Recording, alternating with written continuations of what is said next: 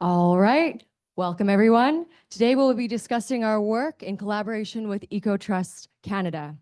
We are looking at applying an equity lens to British Columbia's energy supply decarbonization policies. Our work analyzes the potential impacts on energy access and affordability for equity-denied populations. A brief team introduction. My name is Kelly, and these are my colleagues, Mohini, Cristobal, and Lam. In broad strokes, our presentation is going to begin by explaining the issue at hand. We are then going to dive into the energy poverty landscape. We will then follow discussing BC's energy decarbonization strategy right now. We will then dive into the good practices that have been highlighted in our research. We will end our presentation with our analysis and our recommendations. And here we are getting a little bit deeper into the issue. So our project focuses on a very simple yet striking fact that thousands of households in British Columbia, at the end of each month, they are forced to choose between whether to heat their home or put food on the table. So the number that we're talking about, 4.9%, it reflects the people or households experiencing energy poverty in British Columbia. It may seem a small number, but we are talking about 100,000 households just in British Columbia. And just to clarify what energy poverty definition means, as per Statistics Canada, if a household is paying more than 10% of monthly income on energy bills, that household is experiencing energy poverty. So the concern is, as the province decarbonizes, the price of fossil fuel will increase because of the reduced demand, and these people will be more vulnerable to energy poverty because of the increased cost of energy bills. So let's understand energy decarbonization and energy poverty in more detail. So energy decarbonization can be achieved by supplying clean energy or reducing energy demand, also known as supply side, demand side interventions. On the supply side, which is marked in green, the key challenge is access to uninterrupted clean energy. On the demand side, the challenge is poor building conditions, which is leaky buildings or energy intensive appliances or outdated appliances, which leads to higher energy consumption, thus higher energy bills. And both of these together leads to energy poverty.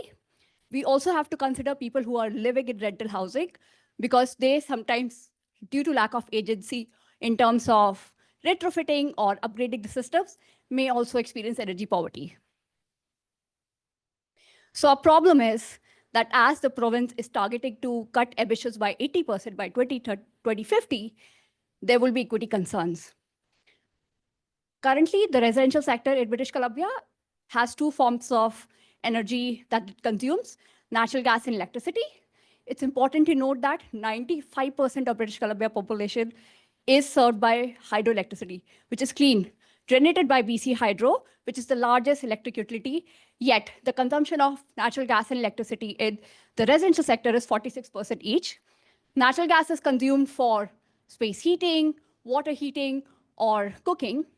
And as the province thinks of moving away from natural gas to electricity or renewable natural gas, the price of gas will increase because the reduced demand of natural gas and the high production cost of renewable natural gas, which means that these people, the equity denied group who already have lack of resources to transition, they would have a problem in transitioning their fossil fuel powered homes or appliances to clean energy. So our project scope is, we are looking at the green side of the picture, that as we are exploring policy solutions for equitable energy supply decarbonization for the residential sector. We have explored challenges and solutions on the generation side on how to transition from the natural gas sources to clean energy. We have also explored challenges and solutions for transmission and distribution side. But during our interviews and through our research, we also identified that energy demand reduction is an important aspect of energy supply decarbonization. So we will briefly introduce interventions on energy demand reduction, though this is out of our project scope, and we understand this is a topic large enough itself to explore challenges and solutions. With that, let's explore energy poverty and BC energy decarbonization initiatives in more detail. So to better understand our project goals, we first must define who's most affected by energy poverty. So according to Statistics Canada at the national level, one-person households, seniors, and single-parent households are especially vulnerable to energy poverty. Now, the graph shows you that the national average is around 5.6%, but this jumps to 10% for one-person households, to just about 7% for seniors, and 6.5% to single-parent households. And it is important to mention that there's overlapping risks for these groups if they fall into one or more of these categories. So where does this start? Well, it starts with low income. As rising energy costs affect these populations, they also have to struggle with keeping up with things like rent, food, and healthcare. Poor housing adds to this issue. They usually live in old, poorly insulated homes that are more costly to heat or cool, and they have no means or rights to improve their housing conditions. Geographic barriers raise the costs even more for people living in remote or off-grid communities, while social barriers like digital illiteracy and isolation prevent access to adequate support. Now, these have real impacts on energy, on people's lives and on energy poverty. You remember the BC 2021 heat dome that killed over 600 people. They were mostly elderly and isolated individuals.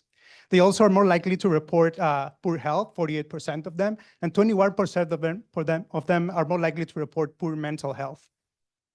Now, let's take a step back and take a look at the BC energy decarbonization initiatives. The province is advancing decarbonization across all energy sectors, including residential energy use. And they have laid out several strategies that will help them achieve these objectives. So the province has laid out the Clean BC decarbonization strategy that looks at a high-level acceleration of decarbonization across all sectors, including energy supply and clean energy supply. We have the energy sector decarbonization strategy that focuses specifically on boosting clean electricity production, expanding the electricity grid, and clean fuels like renewable natural gas. And finally, we have the utility decarbonization plans that are focusing on diversifying clean energy production, expansion of energy self-generation programs in the case of BC Hydro and distribution, as well as investment in research of other clean energies. So while these current decarbonization initiatives consider energy affordability, they lack actionable steps that can be effectively integrated for equity-denied groups. So what are the gaps that we have found in these initiatives? Well, first, we have a lack of vision on equitable decarbonization. There's also a lack of local government alignment with provincial decarbonization objectives. There are access barriers to clean energy for equity-denied groups specifically, and limited resources and knowledge that that prevent further adoption in policies. So to address these issues, the province must act on different areas to specifically target equity poverty. And specifically, we want to highlight two key initiatives that address these issues. The BC Hydro Call for Power, the most recent one that just selected 9 indigenous-led projects of energy generation, and the Remote Community Electrification Strategy that focuses on cutting off diesel from off-grid and remote communities while promoting capacity building and economic improvement in these communities. So now let's take a look at other projects that are good practices of energy supply and decarbonization. So now we've identified the whole picture of BC on decarbonization and energy poverty. So what can BC do to address the issue then? So on the supply side, promising practices include neighborhood-based renewable energy network systems, such as thermal energy network system, community solar energy system, and zonal electrification. This initiative have shown success in supporting marginalized communities, carbon emission reductions, and energy efficiency. For example, for the community solar energy system, it can provide 100% of renewable energy with no upfront installation costs. And in some cases, it can reduce the energy bills by 30 to 40%, or even electricity free of charge for a limited time. Moving on to our brief summary of key learnings. So although BC has a strong vision on decarbonization, they don't have unified decarbonization strategy across municipality. And also, there's no clear mandate for regulator or energy provider to align with the climate goals or equity. So the key challenges include the need to scale electrification, rising gas price, and aging infrastructure. These factors not only increase the energy costs, but also slowing the progress on decarbonization and clean energy process, especially for equity denied group. But there are also opportunities, such as the localized neighborhood renewable energy system, financial support for equity denied groups, and also reduce the energy demand through initiatives such as the one that we just talked about, the neighborhood-based renewable energy network system. So this insight informed our recommendation moving forward. Before we forming the recommendation, we actually have 11 alternatives, and here are the list. So how do we measure them? We actually have 4 key criteria. The first one, economic and social impact. Second, alignment with BC decarbonization goals. Third, long-term sustainability. And last but not least, consumer engagement and awareness. So each of the alternatives was rated and weighted to measure how well it supports clean and affordable energy, long-term resilience, and public engagements. And at the end, 8 out of 11 alternatives were selected as our best practices for recommendation. Okay. From our criteria, we present 3 recommendations with key action items for successful implementation. The first recommendation that we have is the development of a provincial energy poverty strategy. We highlight the strategy as essential in ensuring that equity-denied groups are prioritized in BC's energy planning and decarbonization. It is critical to identify equity-denied groups as well as gather data on average household size and energy bills, because using this data can help create and establish targeted mandates and initiatives to make sure that energy access is affordable for equity-denied groups. Under this recommendation, we have 3 key action items. The first is to center energy poverty in BC's energy decarbonization strategy, prioritizing support for equity-denied households. The second is the fostering of awareness among equity-denied groups about the health and economic benefits of better-built homes through tailored communication. The last action that we have is the establishment of regulatory mandates and funding mechanisms that require utilities to support the transition from gas to electricity for households suffering from energy poverty. Moving on to the next recommendation. Our second is innovative financing and partnership models for clean energy expansion. We recognize the provincial government and utilities need to scale up community-based energy production.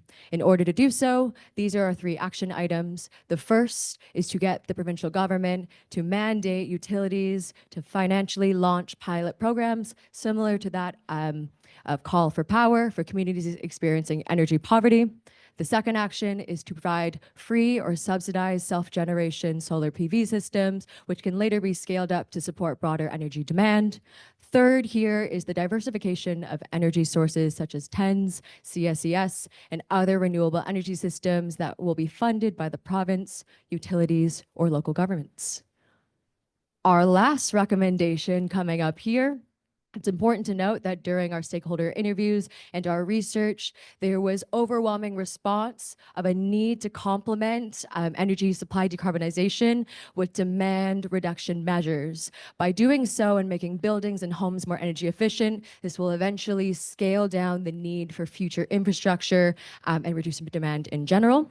So as such, first action is to implement targeted programs, provide subsidies, and/or free energy efficiency upgrades for equity-denied groups. Our last action is to expand the BC Building Energy Code scope to include existing residential buildings and strengthen adoption at municipal levels. And that brings us to the end of our presentation. We would like to thank Professor David Boyd, I just lit up, for all of his help. We would also like to thank our GP² faculty, Andrea and Krista, as well as our client partner, Dylan Harima from Ecotrust Canada. We thank you all for listening.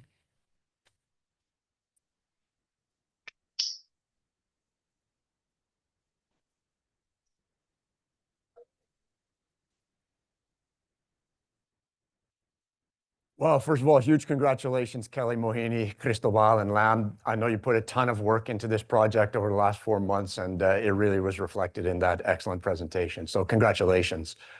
We've got Dylan Harima from Ecotrust Canada, who is the project supervisor here, the client. And Dylan, we'll start with you. If you have comments or a question you'd like to ask the team, the floor is yours. Thanks so much. And yeah, I just want to say a big congratulations to the team and thanks for all your hard work on this. It's fantastic to see it come together and really appreciate all the hours of research and stakeholder interviews and thoughtful consideration of these recommendations that you've put in. Yeah, I have a couple of questions that I think are sort of just to prompt your thinking about this, maybe going forward. And I love seeing these all sort of laid out into these different pathways and these different actions. One question that I had for you is if you want to expand it all sort of on you, just going back to recommendation 2 and the first action, launching pilot programs similar to the call for power. I think this is a really, really interesting idea. And I wonder if you've kind of thought about what it might take to get stakeholders on board for something like that. I mean, I think essentially what that would mean would be essentially sort of like carving out a vulnerable community from, you know, what's currently served by the wider electricity system and the energy system in BC through BC Hydro. And what it sounds like is actually like having a proposal for more self-generation and distributed generation that's potentially owned and operated by a community or a municipality to provide their own service, or to supply to the grid through you know, some sort of contractual arrangement that allows them to take advantage of the lower price for having their own generation. I think this is awesome, and I just wonder if you had any other I guess anything to add to that action, and where you think you might recommend doing something like that in BC. Thanks, Dylan, so much for that question. And I think this is something that we have been discussing. The reason that recommendation and action has come up is because what we realize that call for action is a very bottom-up approach. It is actually essentially working with the communities to empower them, spread the awareness on how they can do it, and then bringing it to fruition. I think some of the programs which are top-down sometimes face challenges because of that reason. And that's why we felt this model is really interesting. And the province needs to explore more on how these bottom-up initiatives can be taken with different communities. Maybe it's call for power similar program where to expand electricity, but also something similar to other forms of programs or initiatives where the community can be empowered. Sorry. I just want to add on to Mohini's point. So because during the interview, during the focus group, we actually found that a lot of remote indigenous communities, they are actually seeking for energy sovereignty. So if they can get the power to build their own energy network systems, that can not only like helping them to have this clean energy transition, but also solving the problem that a lot of this remote area, they probably is harder to deliver those energy sources to them. So if they have the power to build their own energy network system, that would be more beneficial for them and more convenient. Yeah, thank you. I think that's a really great answer, and it really goes to the heart of, I think, what the province is trying to do to their remote communities electrification strategy and their community clean energies group, which is, I think, essentially trying to do just that, but walking a bit of a delicate balance with their relationship with BC Hydro as the incumbent utility in remote communities, and not necessarily being willing to break that balance of power just yet. But I think it's a really interesting approach and idea. I just had one other question, if we can go to the third recommendation slide, just so I can remind myself what the question was. Oh, yes. Okay. So again, I think really, really interesting thing here on essentially what is another planned action by the province, which is the existing buildings alteration code. So that would be essentially a building code that applies to include existing buildings of both types, but in this context of residential buildings. I'm wondering also if you had any conversations with stakeholders or given any thought to mitigating some of the potential downside impacts of that. I think it's great from a energy efficiency and demand reduction perspective. But I think the devil is always in the details around what triggers an existing building's code and requires alterations. And just if any insights came out in your research around what that does to the risk around renovictions, but also around passing the cost of compliance with an existing building code and passing the cost of retrofit on to tenants in particular. I'm going to try to answer the first half of your question, Dylan, and then if anybody would like to jump in for the second half, you can take the mic from me.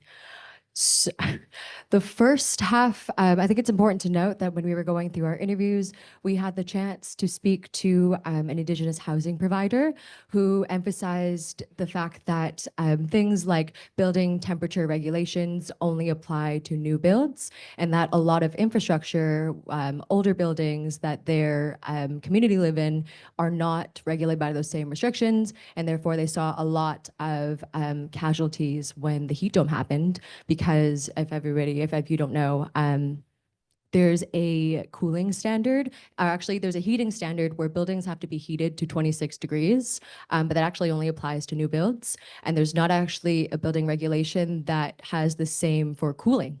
So a lot of the times these other buildings that aren't included in the scope are just left to the wayside. And even regardless of infrastructure updating and changing the ampage and the voltage, just buildings overheat, buildings are super duper cold, and a lot of families and low income individuals aren't able to live in those buildings, but they have nothing else. So they're able to put together like space heaters or like portable AC units, but that's only given that they have the resources to buy those things. So like at a fundamental level, we were thinking more so about not even the energy step code, but like general temperature regulations. And then if though in the future we needed to increase the capacity for those regulations to go beyond and not just include the funding of like portable AC units and little space heaters, that the utility would actually pay for those infrastructure upgrades, because a lot of the times the way that funding works, especially with housing providers, they have to fight and write proposals to be able to get that funding, but it is what is the word when it backdated. They have to pay up front, so they don't actually have the resources to be able to do those upgrades. So somebody needs to step in as a large energy giant to be able to pay those things. I wanted to like add on to Kelly and also try to solve the second question. So except for the temperature required is only for the building that's under construction. And also there's another reasons, although there are a lot of like subsidies or like a lot of programs provided by the government or like utilities company, but those programs need landlord to apply for it. But a lot of the time, those people who experience energy poverty, they are renters. So this left them no right to apply to the program. So if we have this BC Building Energy Code that's specifically for existing residential buildings, it can enforce those landlords to do those energy upgrades eventually. And I understand that it is possible that those landlords will pass those expenditures to renters, those equity denied groups. So that's why we proposed the Action 1 that provide subsidies and free energy efficiency upgrades for equity denied groups. So to better support them to address the financial issue. And also during our jurisdiction scheme in France and also in the UK, they also have similar building code or certification systems for existing buildings.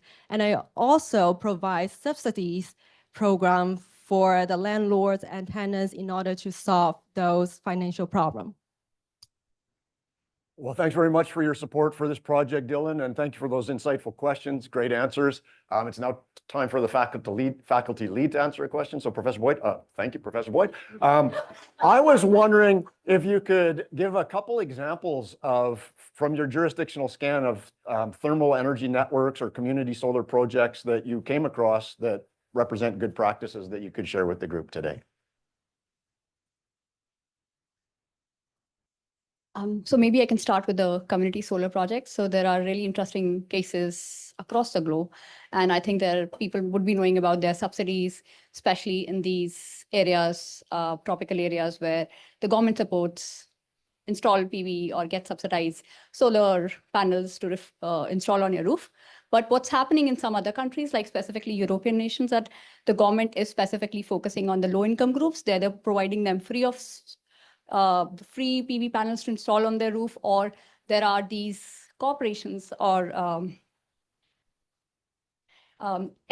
there's this bunch of people who have come together to help the community provide these. So they are taking the initiative of taking all the expensive on them. So in one of the case, for example, Spain, a community center is doing that. So the community center has provided the roof and also taken up the cost. What has helped in turn, that its monthly electricity bill has reduced by 60%. It took the full responsibility of the installation of panels. And it's also helping those vulnerable households to get free electricity for a certain period, and their bills have reduced significantly. And in turn, it's also helping some other not so vulnerable households who have been helpful in terms of helping this community center install those PV panels. So that's one interesting example. And there's another in Portugal where the government is providing just free of cost PV panels. And maybe I'll pass to Kelly for TENS. I wanted to speak about zonal electrification as well, but we can go on to TENS because I think this is a very interesting example of something that could be applied here in BC, given that the most recent attempt at zonal electrification was just in California. Zonal electrification, as you just saw, means that the utility company selects a neighborhood or a residential area and basically transfers all the grid from the gas utility into electricity, so electrifies the whole community. That has a lot of technical components, but in California, they were testing out a project like that in a university, which they wanted to transfer the gas. They wanted to replace the gas pipelines for complete electrification. And I think for giving like the similarities between jurisdictions between BC and California, and given that we already like here in BC, there's already a lot of electricity power and clean electricity power, that could be a good example of how can you just go and select specific zones that, you know, that are equity. You could go and select them based on equity, based on levels of energy poverty. If you, in going back to our first recommendation, if you already have them mapped out, you can more efficiently select them and be more effective in selecting those projects. So I think in terms of like electrification and pushing that forward, which is I think one of the core issues right now in the province and in Canada in general, could be a good example of a specific jurisdiction. Yeah. And then lastly, for the thermal energy networks, we actually have two on the West Coast that we actually were able to speak to the plant expansion manager of the Lonsdale Energy Corporation. There's a part in Lonsdale where their energy generation is specifically given by the Lonsdale Energy Corporation. It's around 100 households, and it's a super awesome project. And we actually got invited to go see the plant, but we did not have enough time. Unfortunately, would have been a really cool experience. But there we're able to get a variety of residential and commercial buildings on board with this. If you've actually ever been to the ice skating rink at the Quay, yeah, that heat actually is taken and used in the Lonsdale Energy Corporation to generate energy for households, which is really cool. And a good example to show what can be done if the municipal government and communities come together to be able to make a project like this happen. They kind of just, when they were coming up, said that, hey, we're going to go on district energy. You got to get with it. And then everyone did. And it's fantastic. Another example is the False Creek energy system, which, to be frank, does service a little bit more of a higher income community. And it would be really cool to see if that technology could be implemented somewhere else where, they might not actually be able to afford the implementation of infrastructure on their own. Yeah. We have time for a okay. We have time for one quick audience question. So is there somebody who wants to ask a question here? Yes, please. Which him? Right there. I don't know that name. Hi, first of all, thank you for your detailed proposal on what BC can do.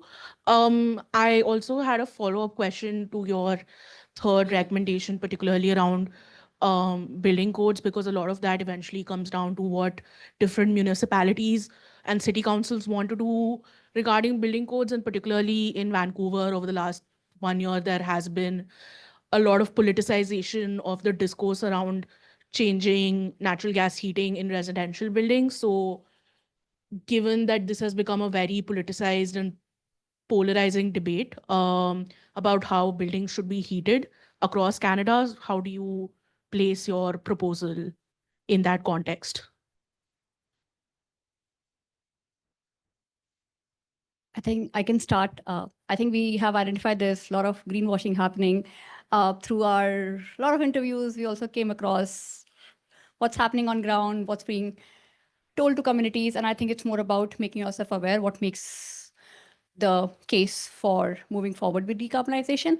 I think one of our alternatives also points out to let's explore these cost-benefit analysis of working with electricity or hybrid versus gas. And I think it's critical at this moment because there are challenges around electrification as well, where developers are not getting timely connections. And for them, time is very important because time is money for them. So I think some of these challenges are there, as we heard from interviews and we collected from our research, and we totally understand that. And this is something that City of Vancouver also has suggested, but they are moving ahead with the electrification. We know the case very well, how it spanned out in the last year. So I think BC does recognize, and something that's really interesting that happened related to our project just yesterday itself, that the province announced subsidies, which was for heat pumps initially, like under the larger umbrella, now they have added the income level attached to it. So people above sea level income cannot avail those subsidies. So I think province does realize there are challenges and how to move forward with this. And they're somehow trying to apply equity lens to it. But there needs to be more awareness. This is something from the community perspective, this is what we have heard. And there are challenges around communication as well, because for the remote communities, it's just word of mouth. Thank you. Great. All right. Thank you. Dylan, we'll give the last word to you if you have a quick final comment for us. Just to say thank you so much again, and thank you for touching on a really challenging and broad-reaching problem statement. And I think you are no stranger now to the many complexities of BC's energy landscape, both the political and the technical. So thanks for diving into that and then the intersection with equity. Thanks for your support, Dylan, and a big thanks for Kelly, Mohini, Cristobal, and Lam. Thank you.